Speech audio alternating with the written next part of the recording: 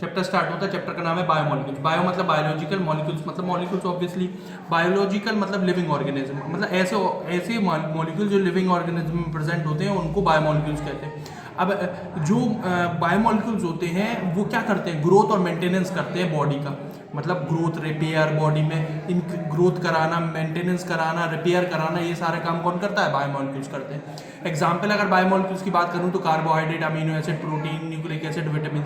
सबसे ज़्यादा essential part किसी भी फूड का सबसे इसेंशियल पार्ट, मतलब अगर कहा जाए सबसे ज़्यादा इम्पॉर्टेंट पार्ट कार्बोहाइड्रेट का होता है फूड के अंदर, और प्रोटीन और अमीनो एसिड्स इनका होता है, और सबसे कम पार्ट फूड में न्यूक्लिक एसिड और विटामिन और हार्मोन्स का होता है। कार्बोहाइड्रेट क्या होते हैं बेटा, कार्बोहाइड्रेट मतलब कार्बन, और हाइड्रेट मीन्स वाटर, मतलब कार्बन प्लस वाटर से बनी हुई कंपाउंड को कार्बोहाइड्रेट कहते हैं। तो कार्बन का मोलकुलर फॉर्मूला क्या होगा, कार्बन मतलब CX और वाटर मतलब H2O(Y), तो फॉर्मूला होता है CX ब्रैकेट में H2O(Y), मतलब कितने X क्या होंगे, number of carbon atom, Y क्या होंगे, number of water molecules. Clear. अब जैसे मैं एक छोटा सा एग्जांपल कह दूं, सुक्रोज है। सुक्रोज कार्बोहाइड्रेट क्यों है, क्योंकि सुक्रोज का फॉर्मूला होता है C12H22O11, मतलब इसमें 12 कार्बन और 11 वाटर होते हैं। देखो बना कार्बन और वाटर, कार्बोहाइड्रेट। क्लियर। ऐसे ही ग्लूकोज क्या होता है, ग्लूकोज होता है C6H12O6, मतलब 6 कार्बन और 6 वाटर मॉलिक्यूल से मिलकर बनते हैं। कार्बन 6 कार्बन है और 6 वाटर है।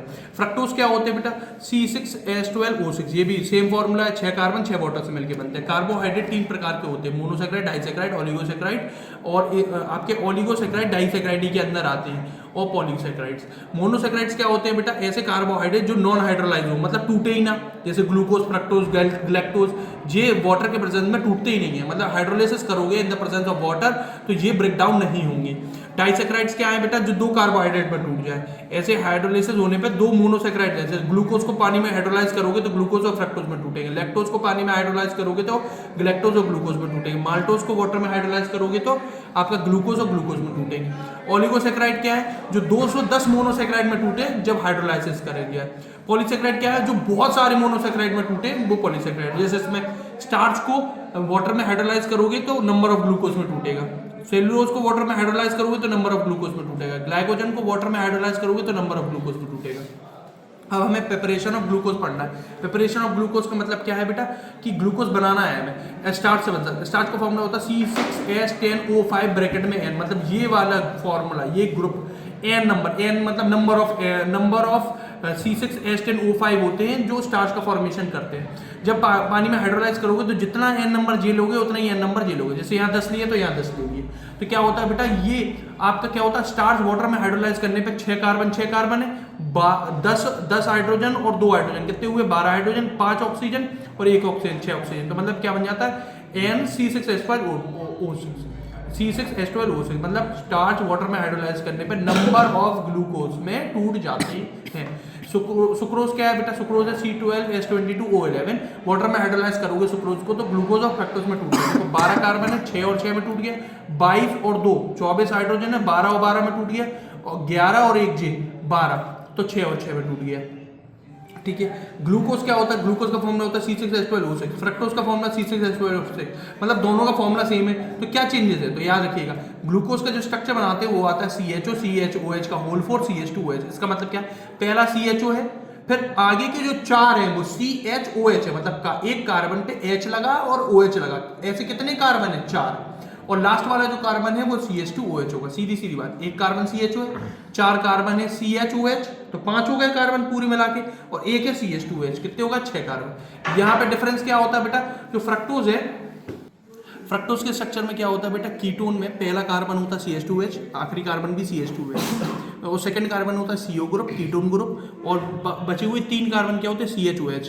अब याद रखिएगा, यहाँ पे 4 कार्बन होते हैं CHOH वाले, मतलब ऐसा सीधा समझ लो, पहला कार्बन है CHO, आगे के जितने 4 कार्बन है, 4 कार्बन वो क्या होंगे बेटा, HOH HOH HOH OHH, ऐसे होंगे, और आखिरी का जो कार्बन होगा वो होगा CH2OH। क्लियर। यहाँ पे क्या होता है, पहला कार्बन CH2OH, लास्ट वाला कार्बन CH2OH, उसके बाद दूसरा कार्बन CO, और बचे हुए 3 कार्बन 1 2 और 3, उन पे क्या होगा, HOH HOH HOH। क्लियर हो गया, इतनी बात समझ में आ गई। यहाँ बीच के 4 कार्बनों में पहला कार्बन J है, लास्ट वाला कार्बन J है, और बीच के 4 कार्बनों में हर कार्बन पे H होगा और OH होगा।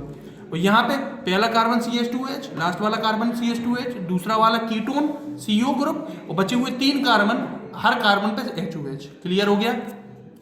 इसमें एल्डिहाइड ग्रुप होता है, इसमें कीटो ग्रुप होता है। अब हमें करना है chemical reaction of glucose. Glucose की रिएक्शन है तो बेटा 8 रिएक्शन है। ग्लूकोज की रिएक्शन हाइड्रोजन आयोडाइड HI से, ग्लूकोज की रिएक्शन Br2 से, ग्लूकोज की रिएक्शन HNO3 से, ग्लूकोज की रिएक्शन HCN से, ग्लूकोज की रिएक्शन H2OH से, ग्लूकोज की रिएक्शन एसिटिक एनहाइड्राइड से, ग्लूकोज की रिएक्शन टॉलरेंट रिएजेंट से, ग्लूकोज की रिएक्शन फेलिंग सॉल्यूशन। 90% चांसेस है कि क्वेश्चन पेपर में आ सकता है। अभी भी चांसेस उतने ही है कि जो क्वेश्चन पे आ सकता है, वो भी 2 रिएक्शन हमेशा आती हैं जब भी आई है बेटा। तो ग्लूकोज की रिएक्शन जब HI से होती है, HI क्या करता है, रिडक्शन करता है, सीधा सारे कार्बन से ऑक्सीजन हटा के क्या बना देता है, हेक्सेन। सारे कार्बनों पे हाइड्रोजन आ जाता है, एंड वाले कार्बनों पे 3 हाइड्रोजन और बीच वालों में 2 हाइड्रोजन, तो हेक्सेन बनाता है 6 कार्बन। तो ये चीज ये बताता है कि ग्लूकोज में 6 कार्बन एटम होते हैं। क्लियर? फिर आता है ग्लूकोज की रिएक्शन Br2 वाटर से। Br2 वाटर क्या करता है, ग्लूकोज का जो स्ट्रक्चर होता है, ये ग्लूकोज का स्ट्रक्चर CHOH का होल 4 और CH2OH। ऊपर वाला जो CHO है वो उसको किस में कन्वर्ट कर देता है, COOH में। क्लियर हो गया? और ग्लूकोज की रिएक्शन आपकी नाइट्रिक एसिड से, याद रखना, जब CHO COOH में कन्वर्ट हो जाता है तो ग्लूकोज ग्लूकोनिक एसिड में कन्वर्ट हो जाती है। ग्लूकोज की रिएक्शन जब नाइट्रिक एसिड से होती है तो नाइट्रिक एसिड में क्या होता है, ऊपर CHO वाला हिस्सा भी COOH बनाता है और आपका CH2OH नीचे वाला हिस्सा भी COOH, तो सैकेरिक एसिड बनाता है। क्लियर हो गया? ग्लूकोज की रिएक्शन जब HCN से होती है, HCN क्या करता है, हाइड्रोजन साइनाइड। अब ग्लूकोज के जो CHO ग्रुप है इसको ओपन कर लो, C डबल बॉन्ड O और J H। H कहाँ जाएगा, इस O के पास, और CN कहाँ जाएगा, इस कार्बन के पास।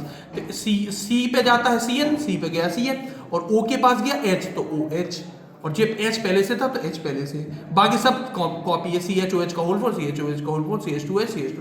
ये ग्लूकोज है, ये ग्लूकोज साइनोहाइड्रिन बन जाता है आयसन में। अब आता है ग्लूकोज की रिएक्शन आपका NH2OH से, हाइड्रोक्सिल अमाइन से, आपका हाइड्रोक्सिल अमाइन से, इसको कहते हैं हाइड्रोक्सिल अमाइन। क्या होता है बेटा कि इसके 2 हाइड्रोजन, उसका ऑक्सीजन, अभी भी CHO को देखिए, याद रखिएगा, अभी भी CHO को ओपन करना है, C डबल बॉन्ड O और H, यहाँ के 2 हाइड्रोजन, यहाँ का O क्या बन जाता है, वाटर निकल जाता है -H2O, और J N किससे जुड़ जाता है, इस डबल बॉन्ड से, तो क्या बनता है C double bond N OH और H। क्लियर? जो डबल बॉन्ड O से जुड़ा था वो डबल बॉन्ड NOH से जुड़ेगा, क्योंकि यहाँ से 2 हाइड्रोजन निकल गए। जे वाला हिस्सा जो बचा हुआ है N और OH, वो किससे, इस डबल बॉन्ड से जुड़ जाता है। अब ग्लूकोज की रिएक्शन एसिटिक एनहाइड्राइड से रिएक्शन कराते हैं। अब याद रखिए, एसिटिक एनहाइड्राइड में क्या होता है, एसिटिक एनहाइड्राइड का फॉर्मूला होता है CH3 COO CH3। तो इसमें याद रखिएगा, यहाँ से टूट जाता है, और यहाँ से कितने मोल लेना है, 5 J और 5 J, इधर से 4 OH और यहाँ से 1 OH, कितने OH हो गए, 5 OH हटके J वाला हिस्सा आ जाता है, ये वाला हिस्सा जी। तो यहाँ 5, 4 यहाँ और 1 यहाँ, 5 हो गया।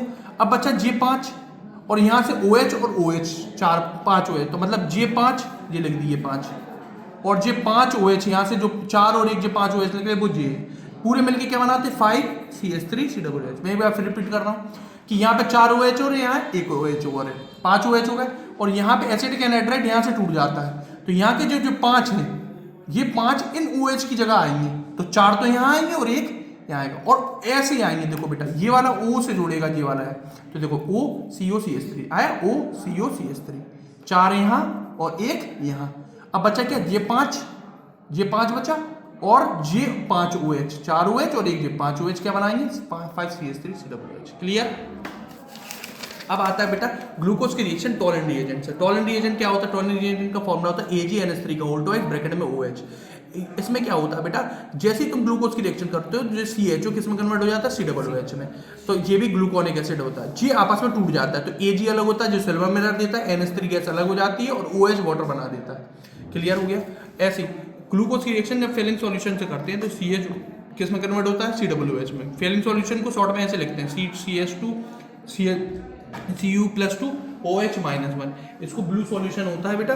ब्लू सॉल्यूशन क्या होता है, ये CHO COOH में कन्वर्ट हो जाता है, तो क्या बनाता है, ग्लूकोनिक एसिड। तो ये क्या हो जाता है, जो Cu+2 किस में कन्वर्ट होगा, Cu2O में, जो रेड PPT बनाता है। यहाँ सिल्वर मिरर बनता है, यहाँ रेड PPT। तो हम कहते हैं ग्लूकोज, प्रूफ करके दिखाओ ग्लूकोज कोई कंपाउंड, अगर आपको कोई कंपाउंड दिया और कहा गया है प्रूफ करके दिखाओ ये ग्लूकोज है, तो उसमें टॉरेंट टेस्ट करोगे तो सिल्वर मेरा टेस्ट आएगा, और अगर फेलिंग सॉल्यूशन करोगे तो रेड पीपीटी बनेगी, जनरेट होगी। फिर आता है structure of glucose. Structure of glucose में क्या होता है बेटा, ग्लूकोज दो प्रकार के होते हैं, डी ग्लूकोज और एल ग्लूकोज। इनके स्ट्रक्चर इस प्रकार से, ये आपको याद करने पड़ेंगे, ठीक है। फिर डी ग्लूकोज के दो स्ट्रक्चर होते हैं, एक जेओ स्ट्रक्चर होता है, एक जे स्ट्रक्चर होता है। इसकी पाइरोलोस इस प्रकार की होती है, ऐसी और इस तरीके की। क्लियर हो गया। ऐसी फ्रक्टोज के दो स्ट्रक्चर होते हैं, एक स्ट्रक्चर ये है और एक स्ट्रक्चर ये है। ऐसी डी फ्रक्टोज के दो स्ट्रक्चर होते हैं, एक ऐसा है और एक इस प्रकार है। क्लियर हो गया। और इसका आपका क्या होता है, इसकी फ्यूरन रिंग होती है जो इस तरीके से, और इसकी फ्यूरन रिंग इस तरीके से है। फिर आता है inversion of sucrose. Inversion of sucrose क्या होता है बेटा, सुक्रोज को वाटर में हाइड्रोलाइसिस करते हैं तो ग्लूकोज और फ्रक्टोज बनता है। इन्वर्जन का मतलब है जो सुक्रोज है वो डेस्टिलेटरी होता है, ऑप्टिकल आइसोमेरिज्म में, जो ऑप्टिकल एक्टिविटी में ये डी फॉर्म शो करता है, मतलब डी फॉर्म का मतलब है डेस्टिलेटरी फॉर्म शो करता है। लेकिन सुक्रोज को जब पानी में हाइड्रोलाइसिस करते हैं तो वो डी फॉर्म ये देता है और एल फॉर्म ये देता है। डी फॉर्म ये कम देता है, मतलब ये कम क्लॉकवाइज रोटेशन करता है, और ये एंटी क्लॉकवाइज रोटेशन ज्यादा करता है। तो ये जो सुक्रोज है वो डी फॉर्म है, लेकिन जब ये टूट जाएगा तो इसका मिक्सचर कैसा हो जाता है, एल फॉर्म। तो अपने नेचर को जो क्या कर देता है, इन्वर्ट कर देता है, तो इन्वर्जन ऑफ सुक्रोज बन जाता है। और शुगर को क्या कहते हैं, इन्वर्ट शुगर कहते हैं। क्लियर हो गया। अब आता है एपीमर। एपीमर क्या है बेटा, एपीमर मतलब पहले कार्बन को छोड़ के कोई से भी कार्बन में कोई भी कॉन्फ़िगरेशन चेंज होती है तो वो एपीमर होता है। जैसे डी ग्लूकोज का फॉर्मूला है, डी ग्लूकोज में 6 कार्बन होते हैं, 1 2 3 4 5 6। डी ग्लूकोज का मतलब है OH कहाँ से स्टार्ट होता है, राइट से, तो राइट फिर लेफ्ट फिर राइट फिर राइट। क्लियर हो गया। तो अपन क्या करेंगे, चौथा कार्बन चेंज कर देंगे, ये वाला, पहला दूसरा तीसरा चौथा। ये OH और H है, इसको इधर कर देंगे और उसको इधर कर देंगे, तो इसको इधर करा तो क्या हो जाएगा, डी ग्लूकोज किस में कन्वर्ट हो जाएगा, डी गैलेक्टोज में। तो ये दोनों कैसे एपीमर है। इसका फॉर्मूला भी C6H12O6 है, इसका फॉर्मूला भी C6H12O6 है। बस फर्क इतना है कि इसका चौथा कार्बन में राइट साइड OH और लेफ्ट साइड H है, और इसके चौथे कार्बन में लेफ्ट साइड OH और राइट साइड H है। इतना सा फर्क आता है। म्यूटा रोटेशन क्या होता है, एक स्पेसिफिक रोटेशन होता है ग्लूकोज का और फ्रक्टोज का, उस रोटेशन को क्या कहते हैं, म्यूटा रोटेशन।